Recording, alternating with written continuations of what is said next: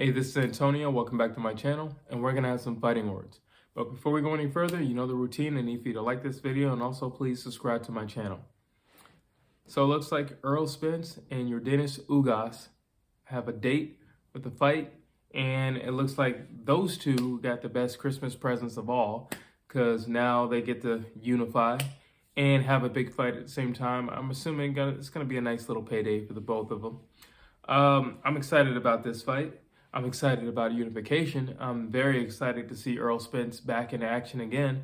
There's a lot of question marks around Errol Spence. And I know you were like, well, how are there question marks? Well, it's been a while since he's fought. That's number one. Number two, he had some damage to his eye. So I want to see how his eye holds up. And, of the people for him to fight, Ugas is not a walk in the park. He's very big for the division.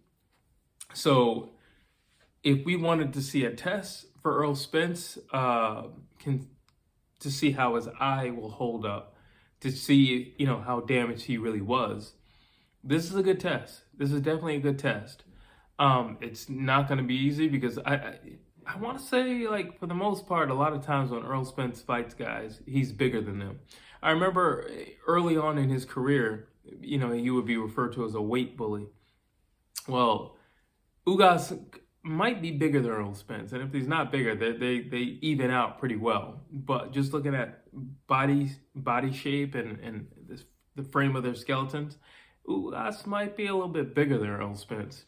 So again, like I said, this is going to be a good test for Errol Spence, just to see where he's at physically and to see how well he has healed up.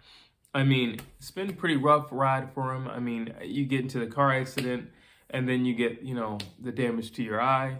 So, I mean, I don't know how much damage this man's body can take, but this is going to be the test to let us all know, including him.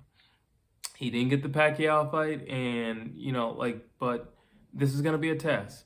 Ugas is not small for the division. He's actually very big for the division. I've often wondered how in the world Ugas is making 147 pounds.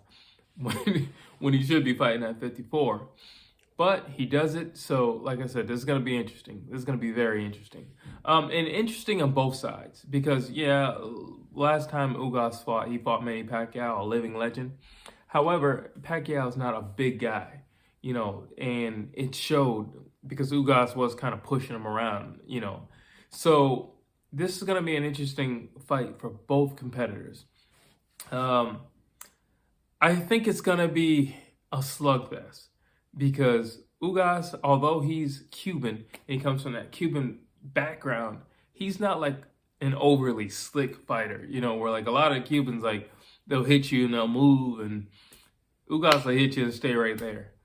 Ugas is not doing all this flashy footwork and everything like that, using every inch of the ring. He's not doing all that. It's never going to be difficult finding Yordenis Ugas. He doesn't fight like Lara or Ricky Diao. He doesn't fight like any of those guys. And granted, I mean, it is what it is, but I think he knows he's big. Well, I don't think he knows. I know he knows he's big for the division. And he knows how to use his muscle and his size well. But Errol Spence is no walk in the park, So, like I said, it's going to be interesting to have two guys of their size, two guys who could easily fight at 154. Going up against each other. And, to make it even more spicy and to put more icing on that cake, they're fighting for belts. So the stakes are even higher. And one thing about Ugas that really surprised me in the Manny Pacquiao fight was that he raised his level of competition. He rose to the level of competition. And I think he has that in him. And Errol Spence does the same thing. Errol can fight you one way, but he's got a dog in him, and they both show that they have dogs in them. And it was the Sean Porter fight that showed kind of dog that Errol Spence has. Yes, also the Kell Brook fight, but I felt like the Sean Porter fight was closer. Personally, I just felt like it was a closer fight. Like if it weren't for that knockdown, honestly, I would have had Sean winning. Like, it was that close to where, at this point, if you make any error, then you're probably going to be the loser. And that's exactly what happened. And when you look at Ugas when he fought Manny Pacquiao, it was the same thing. He stepped up. He stepped it up. He didn't let the name of Manny Pacquiao, he didn't let the pressure of the crowd which was, beyond pro Pacquiao. He didn't let the lights, he didn't let the big time promotion or any of that get in his way. He went in there and he did what he had to do, and that was impressive. Sometimes the weight of all that other stuff, coupled with this monster, because Manny Pacquiao is a beast, don't get it twisted, but all of that stuff and the fact that he's a monster in the ring, and you put those together, it's like everything just crumbles on, all over you. And Ugas stood up to the test. He didn't care about the crowd. He didn't care about the promotion. He didn't care about people, not betting on him or not being a betting favorite. He didn't care about none of that stuff. He showed up and he showed out. And he won and he fought hard. He didn't back down.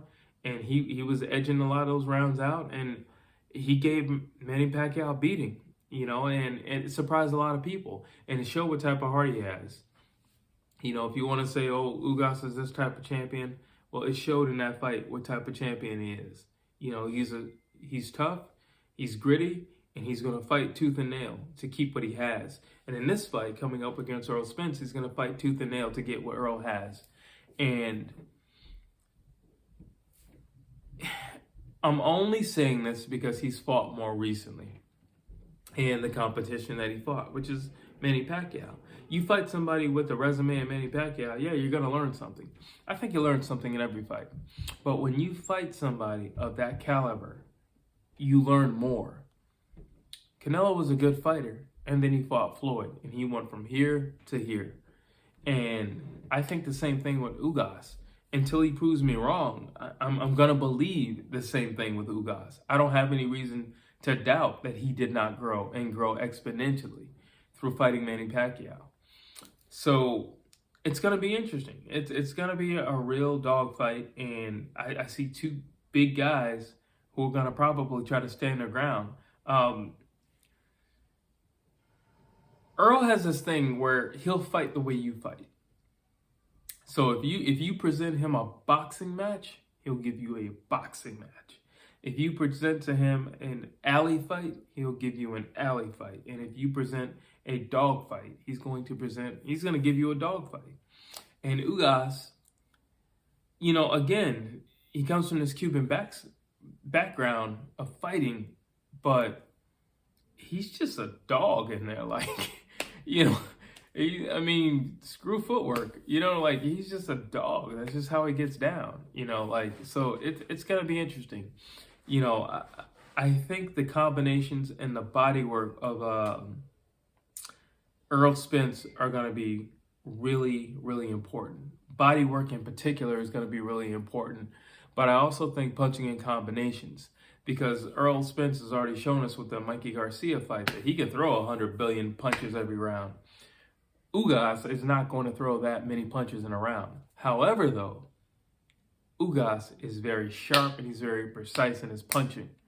He's not some guy who's just going to throw a punch to throw it. He's going to throw a punch to land it. And he will land it 9 times out of 10. Now, the downfall to him is he's not going to throw a bunch of those punches in a round.